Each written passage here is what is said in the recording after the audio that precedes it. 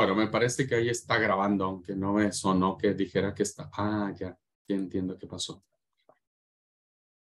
Aquí está. Muy bien.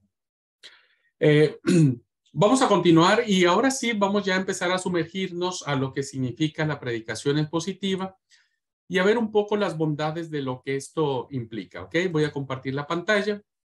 Eh,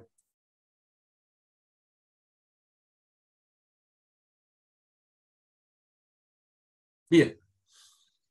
¿Cuál es la definición que nosotros encontramos para ir entendiendo la diferencia entre los sermones, los tres tipos de sermones que hemos analizado en relación al sermón expositivo? Bien, me gusta mucho la definición que nos da Haddon Robinson y él explica que la predicación expositiva es la comunicación de un concepto bíblico.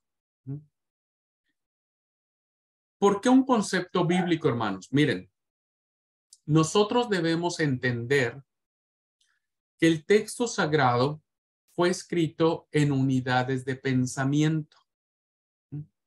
Es decir, que si nosotros leemos, por ejemplo, la epístola de Pablo a los Gálatas, estoy poniendo un ejemplo, debemos saber que Pablo tenía en su mente una idea general, que él la fue desarrollando desde el primer versículo hasta el último versículo.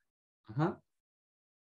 Y que esa idea que él quería plasmar, ese concepto que él quería plasmar, es un concepto que tiene que verse en toda la unidad, que tiene que analizarse a la luz de todo el pensamiento que Pablo quiso escribir en la carta a los Gálatas.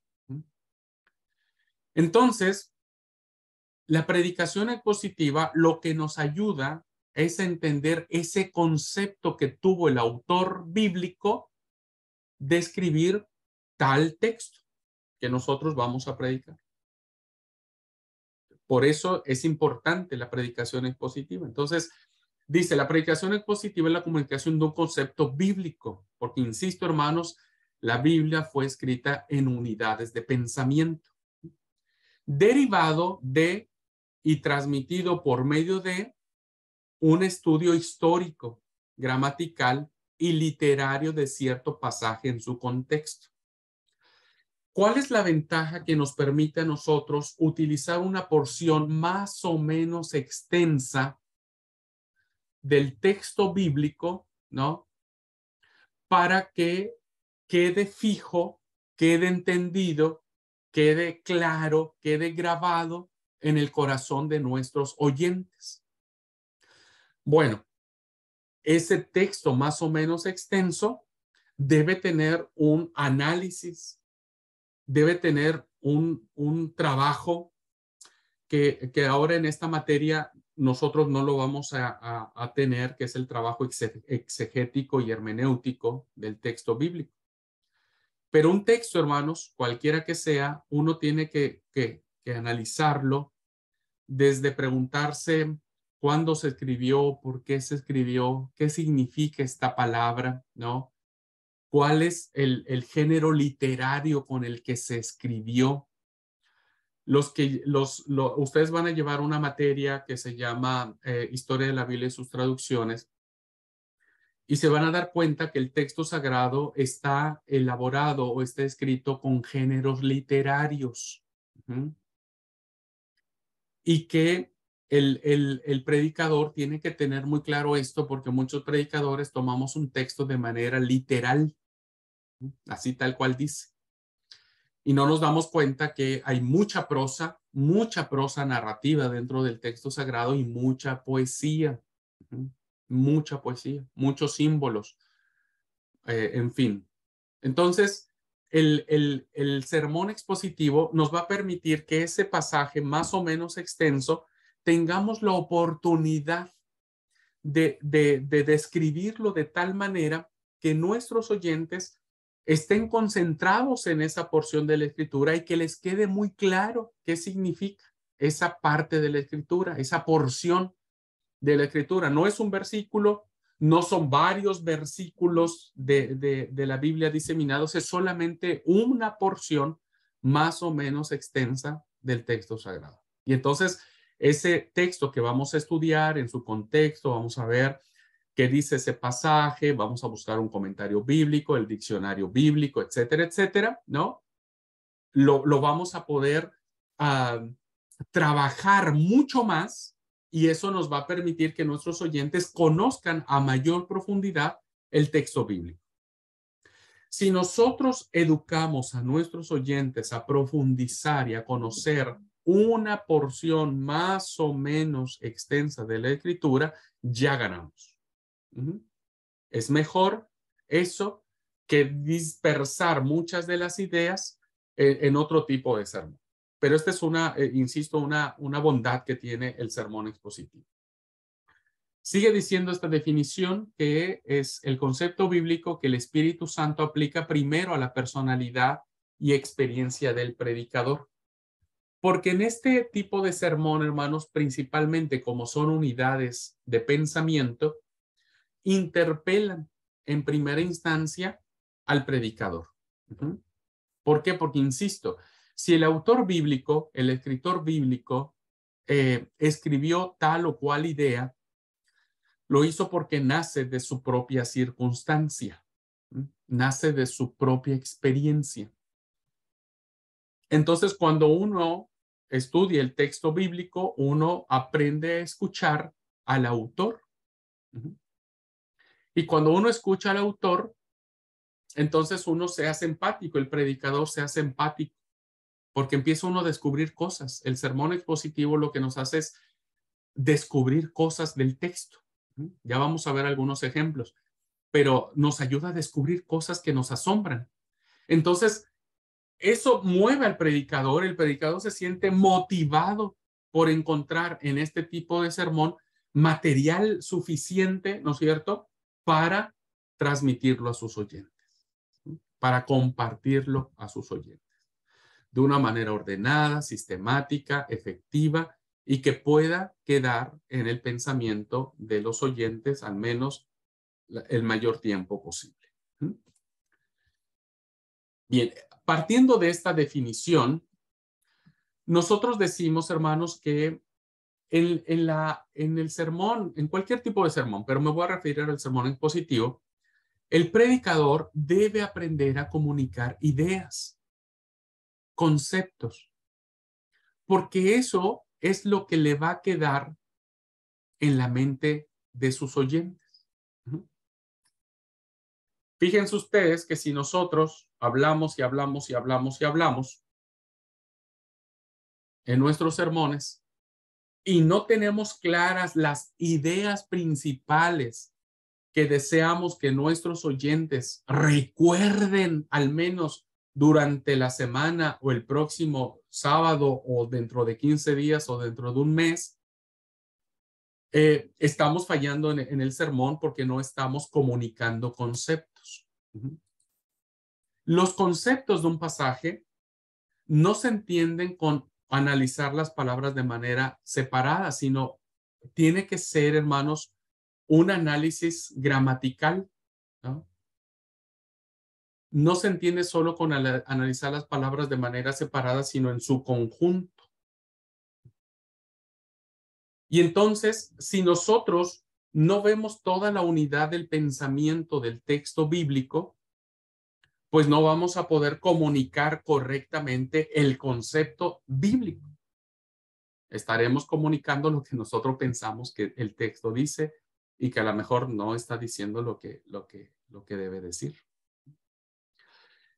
A veces, hermanos, puede sonar inútil o aburrido como leer un diccionario, ir palabra por palabra, pero créanme que en el texto sagrado no es ningún desperdicio, ¿no?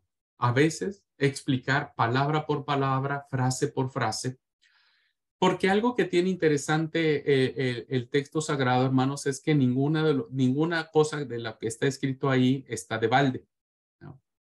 Está de más. Todo tiene una razón de ser, todo. Imagínense ustedes que ustedes son Pablo, ¿no? o son algún autor bíblico, ¿no? O son Juan, o son, no sé, cualquier autor bíblico, ustedes tienen que pensar qué palabras van a utilizar para transmitir su mensaje. Uh-huh. Y eso fue lo que hicieron los autores bíblicos. Tuvieron que pensar qué palabras poner. Y evidentemente no iban a poner ninguna palabra que fuera de más, ¿no? Entonces, tomar un texto y empezar a desmenuzarlo, ¿no?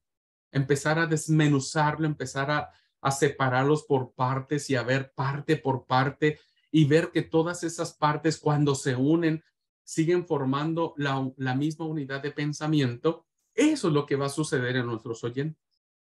Nuestros oyentes van a escuchar partes que cuando las unan, entonces les va a hacer sentido el sermón.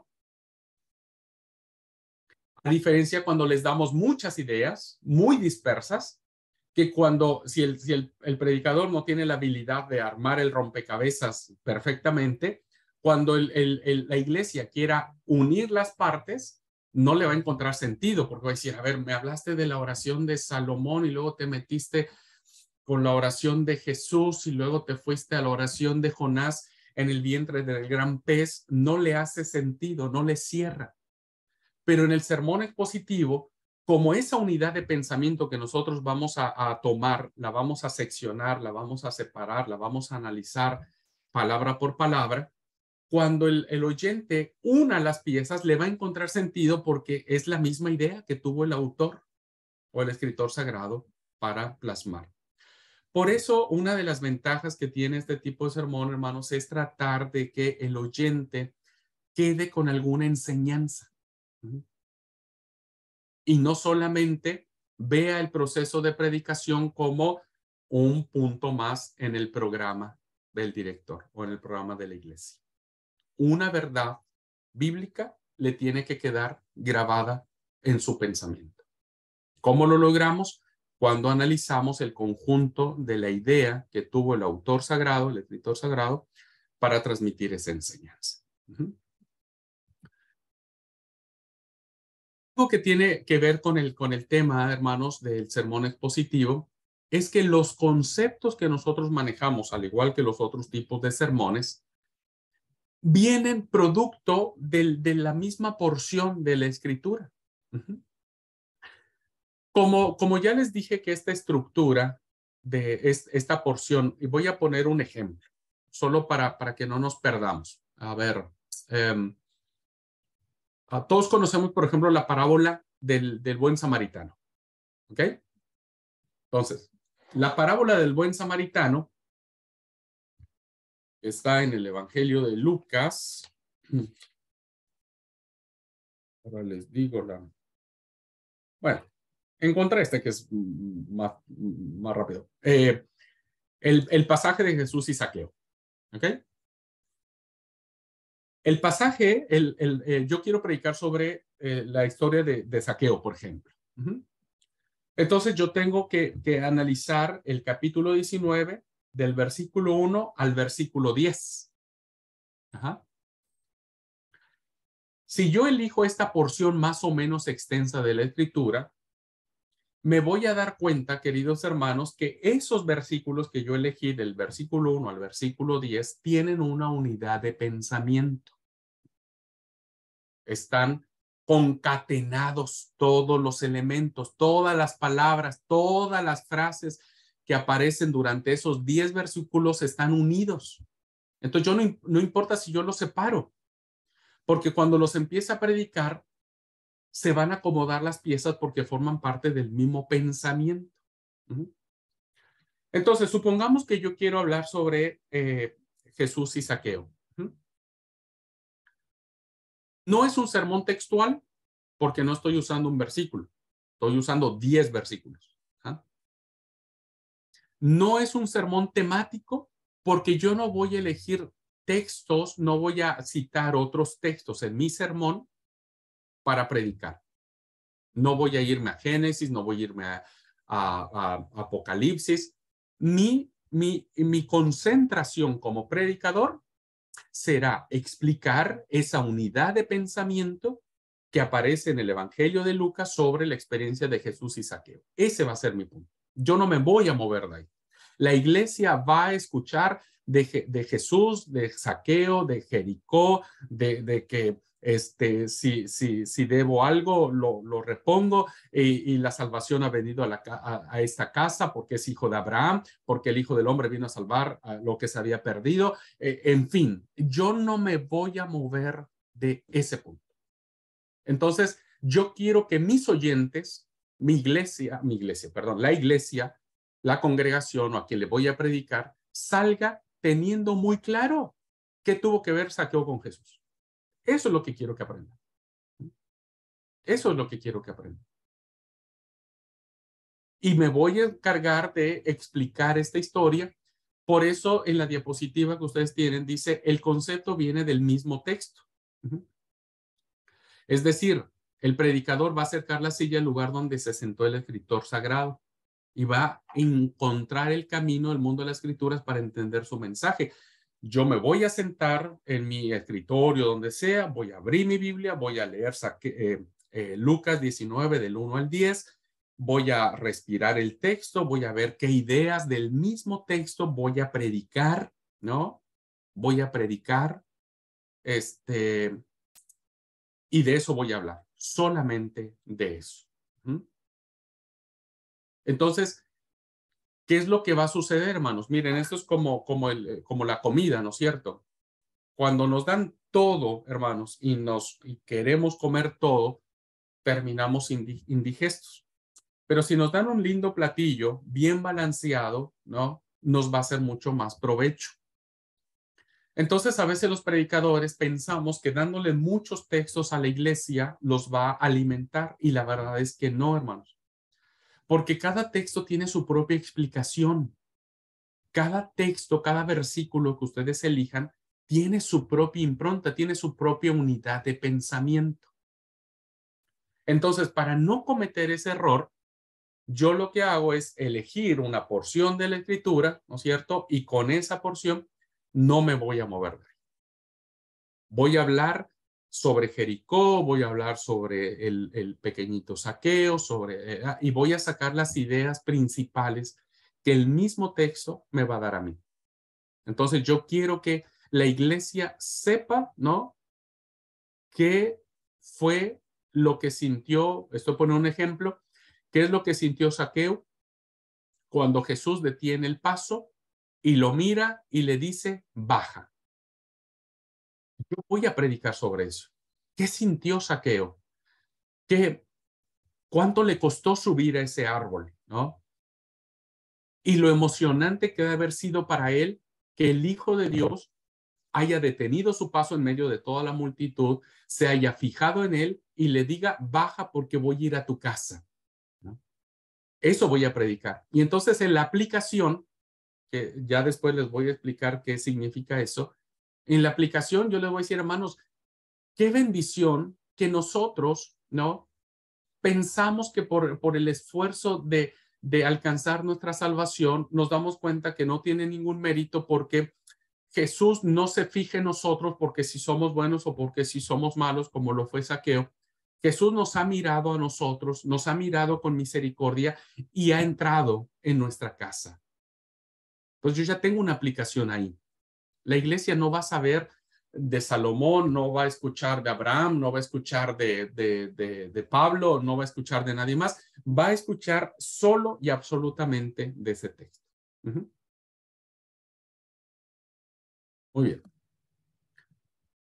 Bueno, otra de las causas que tiene esto, como dijo en la definición, el concepto tiene que aplicarse primero al expositor. ¿Saben por qué, hermanos? Porque miren, una de las cosas que nosotros tenemos que evitar en el arte o en el ministerio de la predicación es que muchos predicadores nos quedamos solamente explicando el texto bíblico y nunca lo aterrizamos a una aplicación.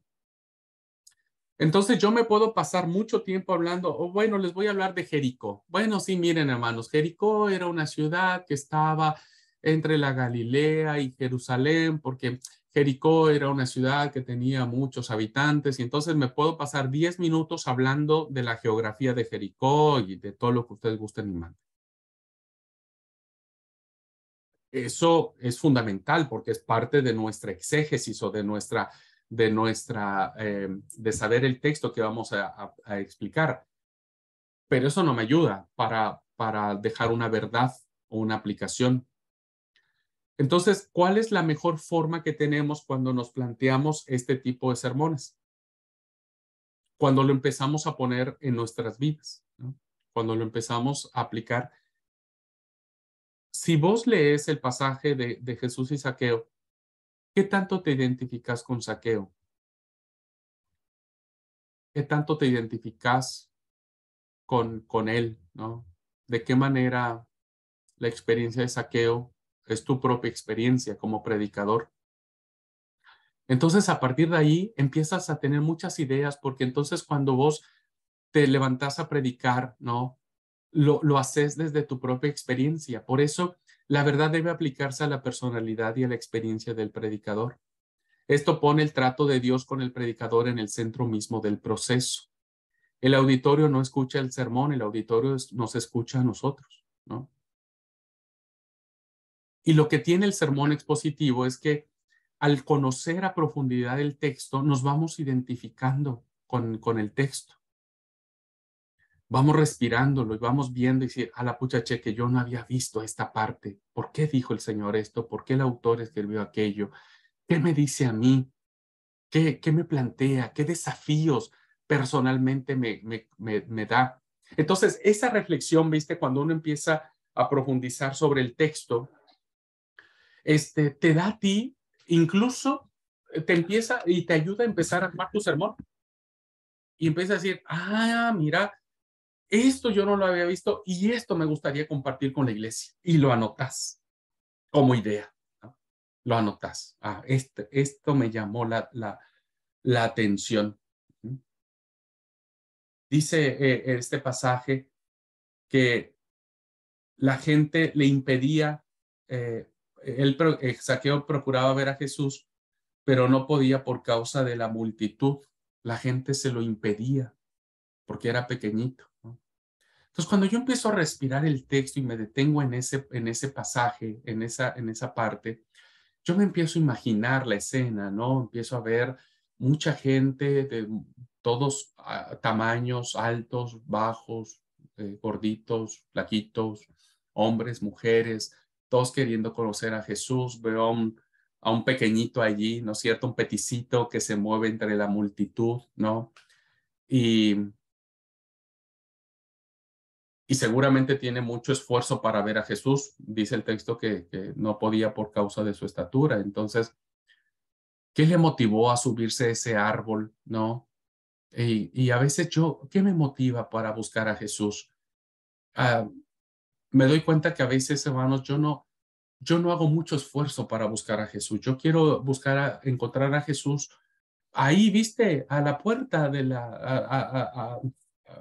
al pie de puerta o encontrar a Jesús lo más fácilmente posible. Pero cuando yo me empiezo a imaginar lo que le costó a Zaqueo subirse al árbol, al sicomoro, a este arbusto, ¿no es cierto? Y el esfuerzo que hizo y lo que representaba, porque el tipo era un tipo rico, era un tipo que no se iba a dar el lujo de exponerse ante la gente de esa manera. Yo me pongo a pensar y digo, ¿qué cosas estoy haciendo para ver a Jesús? ¿Me he conformado con querer verlo de manera fácil o necesito esforzarme cada día para verlo, para ir a su encuentro, para que él sepa que de verdad tengo muchas ganas de verlo, que de verdad tengo muchas, muchas, muchas ganas de estar con él, para que esa parte de la escritura que dice como el ciervo brama por las corrientes de las aguas, así clama por ti, oh Dios, el alma mía. Y entonces empiezo a reflexionar en mi persona y digo, yo creo que esto la iglesia necesita escuchar. Creo que muchos de nosotros nos hemos conformado con ver a Jesús fácil, con ver a Jesús, o ni siquiera ningún esfuerzo hacemos por por acercarnos a Él, por profundizar en Él. Y vieron, con esta reflexión que yo les estoy haciendo, yo ya tengo un punto para poder predicar, ¿entendés? Entonces yo le voy a decir a la iglesia, iglesia, no sé cuántos de nosotros realmente estamos haciendo cosas, no para ser salvos, porque eso ya el Señor nos lo concedió, pero ¿qué cosas estamos haciendo para seguir a Jesús, para tener esta relación personal con Él, para profundizar con Él? ¿Qué tanto nos estamos esforzando? Saqueo se esforzó un montón para subir ese árbol y no le importó pasar el ridículo, ¿no? Ante la gente que seguramente lo miraba y decía, mira ese rico publicano haciendo malabares para subirse al arbusto. Iglesia, ¿qué está viendo la gente en nosotros para, para poder saber que estamos enamorados de Jesús, que estamos dispuestos a todo por Él, para disfrutarlo, para amarlo? ¿Se dan cuenta? O sea, yo ya descubrí una verdad que ahorita me salió, no crean que la tenía anotada. Ahorita con todo esto que estoy hablando con ustedes ya me salió. Y entonces yo ya tengo un punto para hablar con la iglesia sobre esta historia, ¿no? Que está inspirada en toda esta unidad de pensamiento. Por eso el auditorio, cuando nos escucha, no escucha a un predicador distante, ajeno, un predicador que hace mucho ruido, ¿no? Sino más bien escucha un predicador que se hace presente en sí mismo a las necesidades de la iglesia. Y créanme que la gran mayoría de las cosas que están en el texto bíblico pueden pasar por este proceso de reflexión, ¿eh? Evidentemente, si ustedes quieren predicar sobre los dos grandes censos que existen en el libro de Números, va a estar complicado llegar a este punto. Hay alguna enseñanza que encontrar allí, pero va a ser muy difícil, ¿no? Que usted predique sobre 1000 nombres que aparecen en el libro de Números. Pero la gran mayoría de pasajes, hermanos, pueden tratarse de esta manera, se pueden respirar desde este punto. Los salmos ni se diga, los textos proféticos mucho más, la historia que aparece en los libros de Josué, Jueces, Reyes, Crónicas, Esdras, Nehemías, todas esas historias se pueden trabajar a la luz de ver y decir qué me dice a mí, porque si el texto me dice algo a mí, entonces el texto le dice algo a la iglesia. ¿Ja? Hay 3 definiciones que quiero compartir con ustedes sobre este punto y que tomar, insisto, una porción más o menos extensa de la escritura nos mueve a estas emociones. Yo puedo volver al versículo 1 y el texto me sigue hablando lo mismo. Puedo leer el versículo 10 y el texto me sigue hablando lo mismo. Puedo leer el versículo 8 y el texto me sigue hablando lo mismo, ¿no? Esa es la ventaja que tiene el sermón expositivo. William Haley decía, predicar, y hace una pregunta. ¿Es el arte de preparar y pronunciar un sermón? Preguntó. No, dice la respuesta, eso no es predicar. Predicar es el arte de preparar y presentar al predicador. Entonces, fíjense ustedes, hermanos, cómo el texto mismo, este pasaje que estoy poniendo como ejemplo, pues pasa por nosotros, ¿no? Y si pasa por nosotros, entonces nos va a ser más fácil predicar el texto.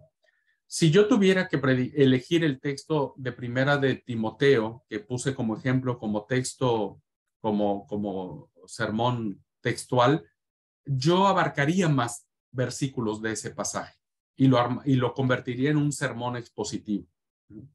Lo convertiría en un sermón expositivo. Pero bueno, eso ya es un poco de práctica que se tiene. Hay otra definición que me gusta de este autor, Forsyth. Dice, la Biblia es el principal predicador para el expositor. Siempre el texto tiene que hablar para nosotros. Y William Berkeley, uno de los grandes teólogos, dice, y me gusta mucho esto, que encierra el espíritu que nos puede mover al sermón expositivo, porque a veces el sermón temático, aunque es muy bueno y que debe predicarse, porque es la manera que tenemos para transmitir los temas doctrinales y los temas como la oración, la fe, el ayuno, el demás. El sermón expositivo nos da la oportunidad de profundizar mucho más quietamente, diría yo, más calmadamente en el texto. Y Berkeley dice, cuando más permite un hombre que su mente se vuelva negligente, perezosa y débil, menos tendrá que decirle el Espíritu.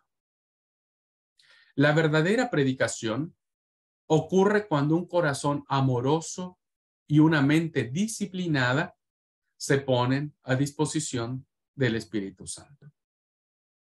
Entonces, a veces uno diría, bueno, elijo un versículo, con ese saco los puntos principales del sermón y predico sobre eso no está mal, vuelvo a repetir, yo predico sermones textuales, no muy seguido, pero predico. No soy muy ducho en eso, creo que ninguno.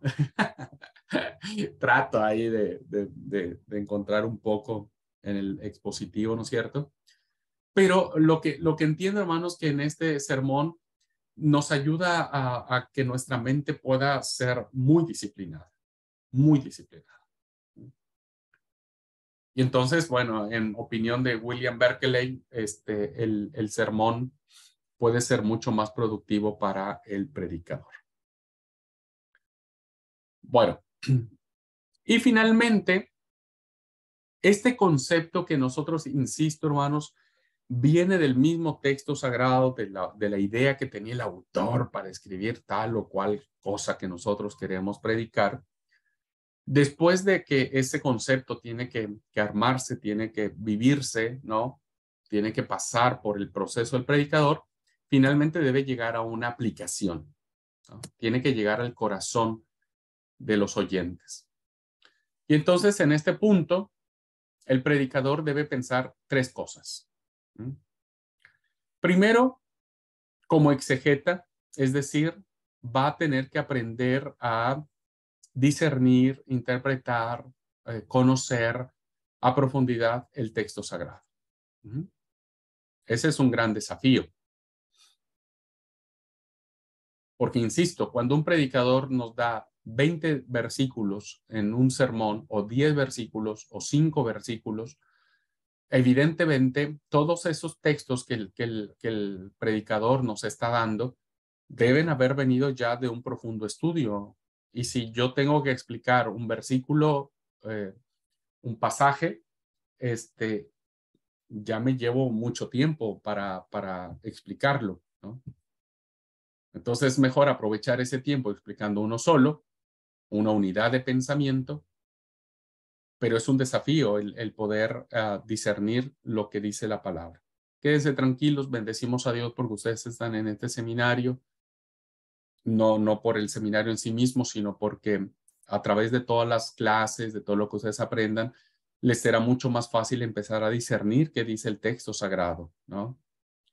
Cuando veamos todo lo que es la historia de la Biblia, veamos Antiguo Testamento, Nuevo Testamento, veamos los libros de la Torá, veamos los libros históricos, los poéticos, los sapienciales, el cuerpo profético, los evangelios sinópticos, el cuarto evangelio, las cartas paulinas, las cartas generales y el Apocalipsis, entonces se darán cuenta que tenemos mucho material para hacer esta primera labor que significa luchar con saber qué es lo que el texto nos quiere decir. El segundo aspecto que todo predicador, como dijimos, tiene que pasar por la batalla de una transformación personal. Ajá.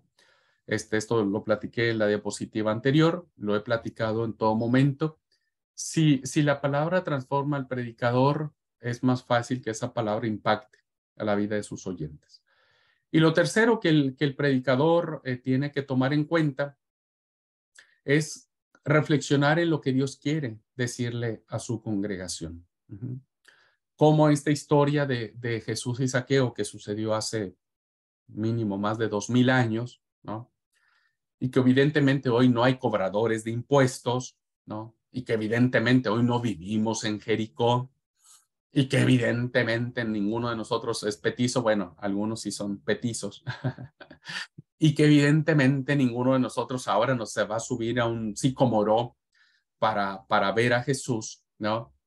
Tenemos que ver cómo todo eso que el texto bíblico nos lo narró, nos lo explicó, va a traer una reflexión, un cambio, una aplicación a nuestros oyentes, a la iglesia a la que le estamos predicando.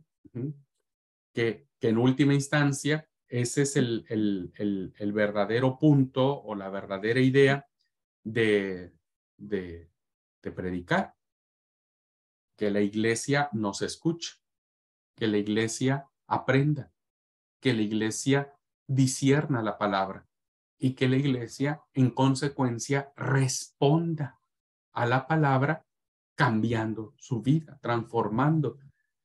Como dijo Pablo, ¿no? Toda escritura es útil para predicar, para redarguir, para exhortar, para preparar al hombre que esté a buena obra. Entonces, en última instancia, los predicadores debemos estar muy conscientes de que si no estamos llegando a nuestro auditorio, a nuestra iglesia, pues entonces falló un proceso de comunicación y no estaremos alimentando o no estará llegando el alimento correcto a nuestros oyentes. ¿Ok? Entonces, son algunas reflexiones, queridos hermanos. Con esto terminamos esta clase. Son algunas reflexiones que nos empiezan a introducir sobre la importancia que tiene el considerar el sermón expositivo como la explicación de una unidad de pensamiento del texto bíblico que permita que nuestros oyentes puedan quedarse con esa idea, con ese mensaje, con esa unidad de pensamiento que el autor bíblico quiso transmitirnos y que pueda traer cambios significativos y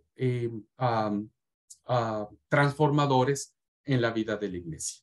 Si logramos eso, entonces estamos creciendo en fe, en conocimiento, en lo que ustedes gusten. ¿Okay?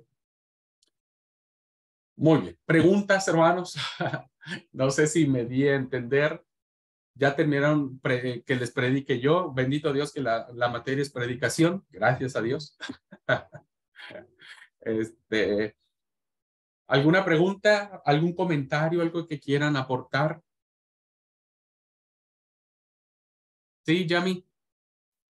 Permiso. Yo me quedé con una duda cuando nos explicaste los tres tipos de sermones más comunes. Me acuerdo una vuelta, nuestro pastor nos predicó sobre justamente el Padre Nuestro. Hizo un consecutivo de sermones respecto al modelo de oración, ¿no? Y bueno, ahí entré en duda si ese consecutivo entraba como predicación textual o como predicación temática, porque, bueno, fueron varios sábados de seguido, que en un sábado, por ejemplo, él nos habló de venga a nosotros tu reino, ¿no? Ahí buscó bases, nos explicó, y eso entraría como temático, pero todos juntos sería como textual, o me estoy equivocando. No, no, Yami, tenés toda la razón del mundo. Cuando yo les explicaba que si ustedes ven en la bibliografía y buscan el libro de Samuel Vila, se van a dar cuenta que hay todos estos tipos de sermones porque son mezclas de sermones, ¿no? Entonces, lo que planteó el pastor en ese momento fue un tipo de sermón seriado, se le llama, ¿no? Que es una serie temática, ¿no? Que la convierte en textual. Es decir, es un sermón que habló sobre la oración o el Padre Nuestro, eso es un tema, diríamos, un tema general, pero que al dividirlo en varias secciones o en varias exposiciones lo convierte como un sermón seriado, le llaman, ¿no? Un sermón en serie, no me acuerdo la otra palabra que se utiliza, pero lo convierte en textual, porque entonces utiliza solo una frase o un apartado. Entonces, son de esos miles de sermones que se dan, ¿no? En la homilética, pero cuando les platicaba sobre los 3 tipos de sermones, son así, simples y llanos, sin llegar a ese punto, ¿no? Pero en ese caso, es un sermón, yo lo considero un sermón temático expuesto de manera textual. Perfecto, gracias.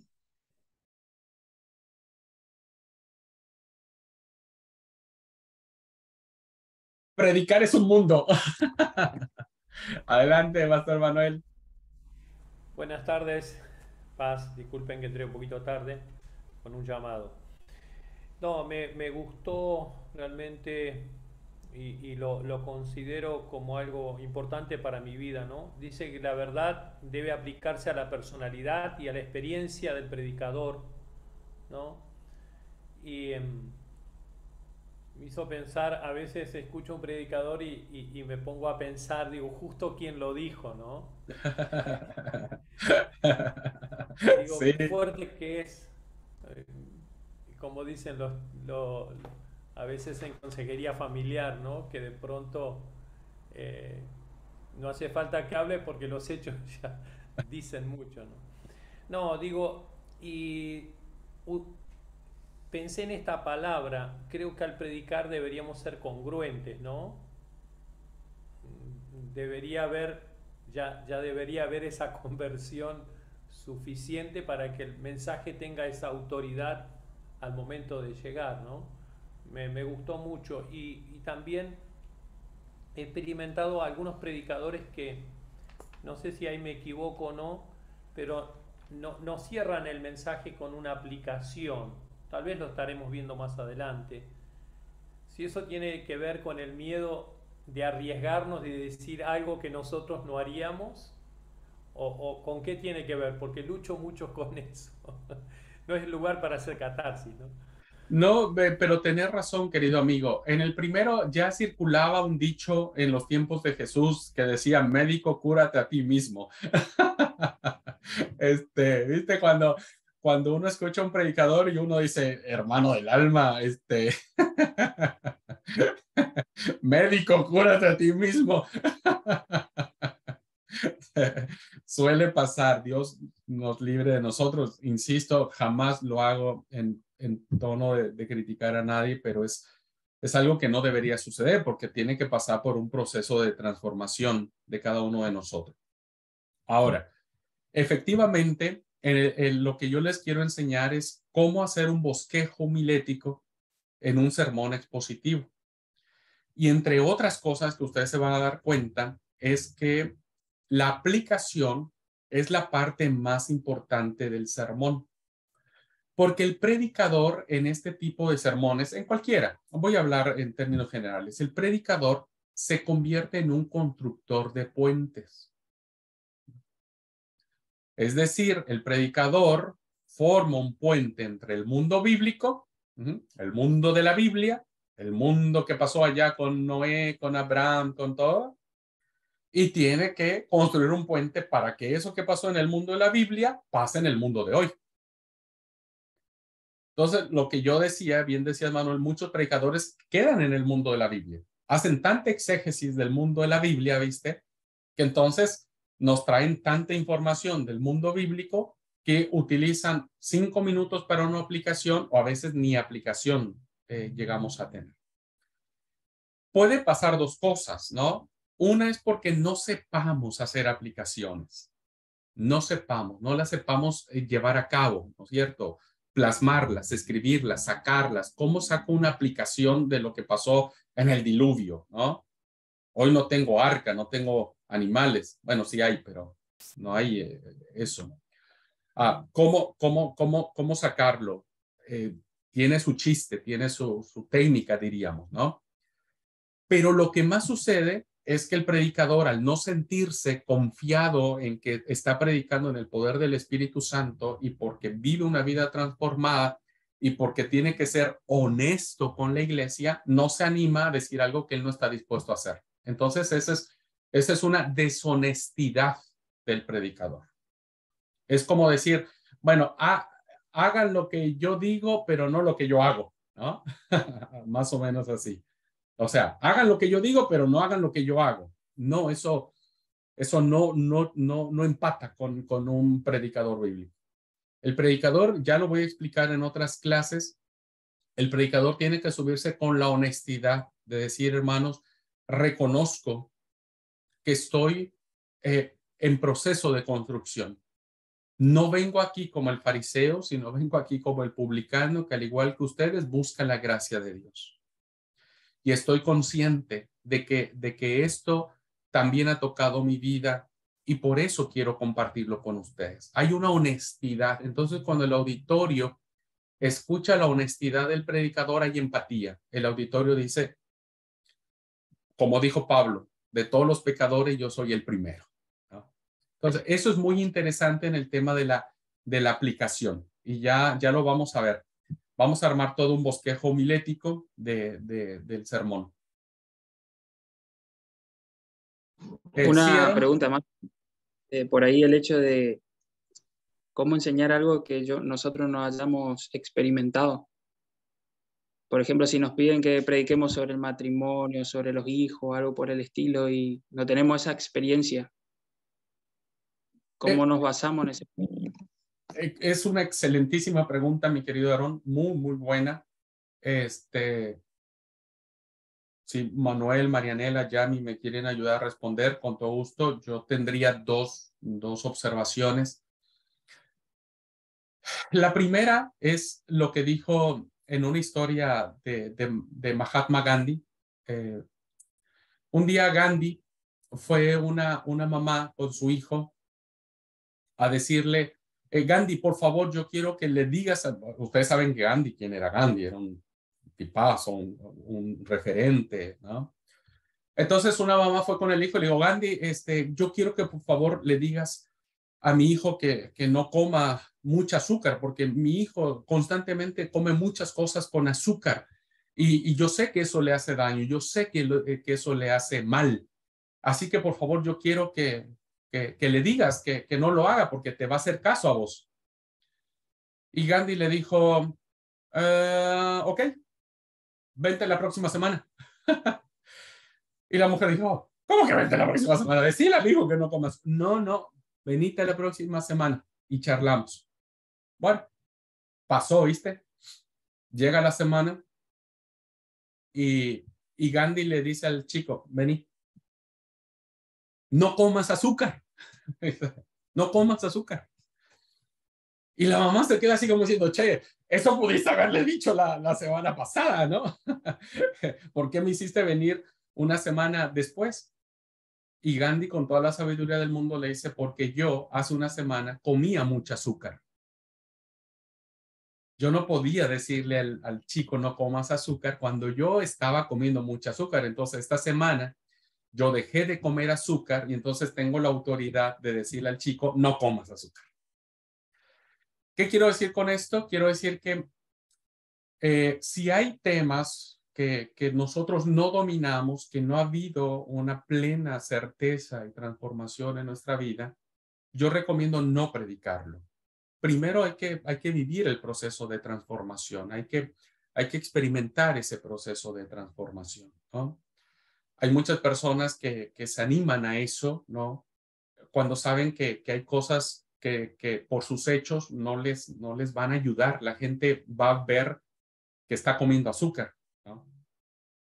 A diferencia de que cuando ven en nosotros esos cambios, sabrán que antes comíamos azúcar, pero ahora no estamos comiendo más azúcar. Entonces ahí la palabra tiene mayor autoridad. No sé si me estoy explicando en la metáfora que estoy aplicando, ¿no es cierto?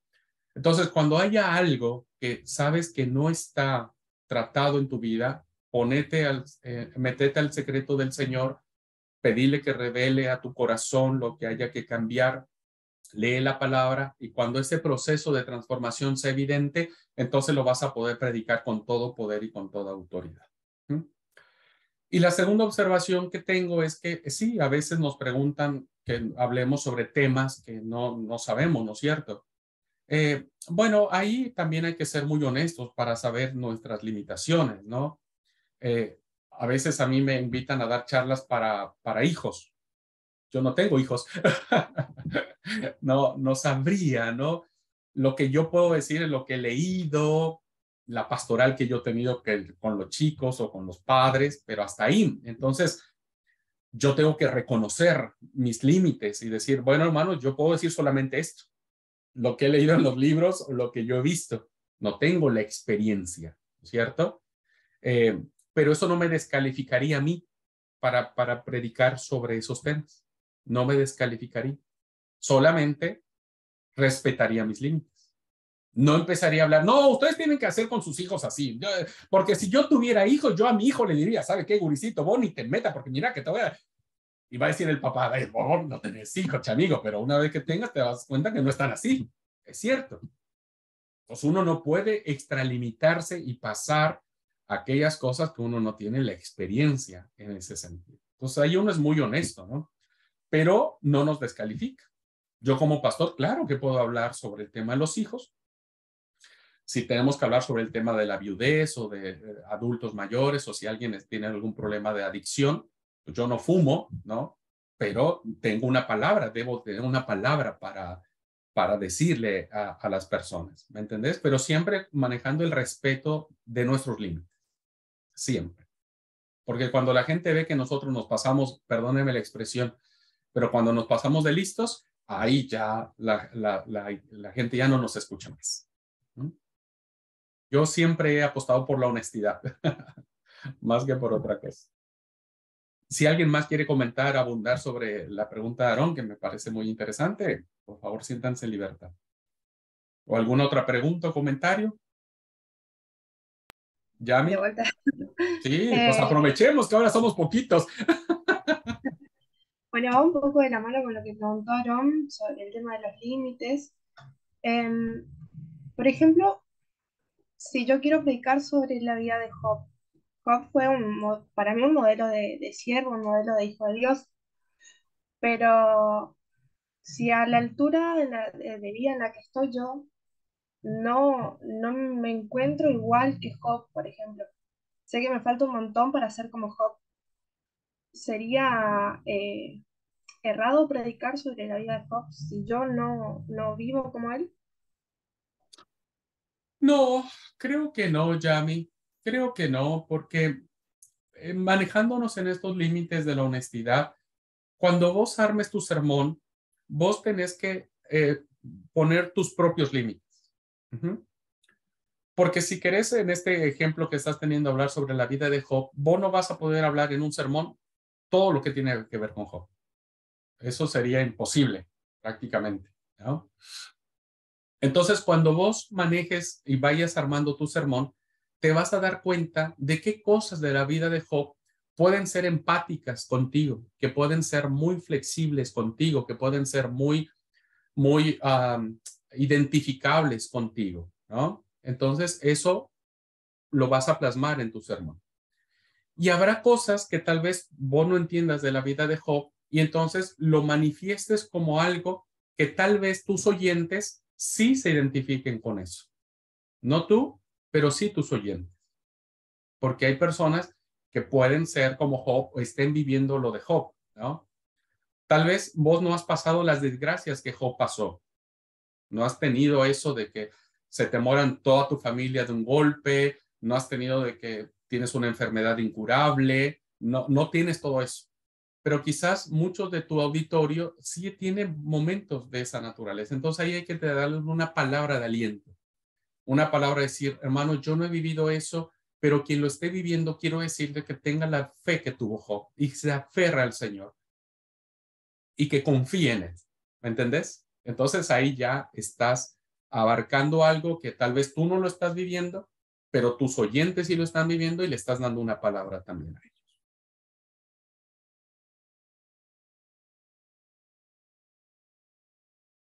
Muy bien. ¿Algo más, hermanos?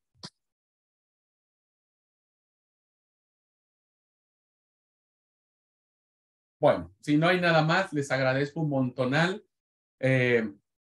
Ahora sí, yo les vengo amagando, ¿viste? Es como el famoso predicador. Ya para terminar, hermanos, y el tipo le sigue dando otra hora más. Bueno, yo les vengo ya avisando que vamos a trabajar ya de manera práctica. Ya la próxima semana empezamos con el tema de las ideas. Cómo encontrar las ideas del texto bíblico. ¿Vale?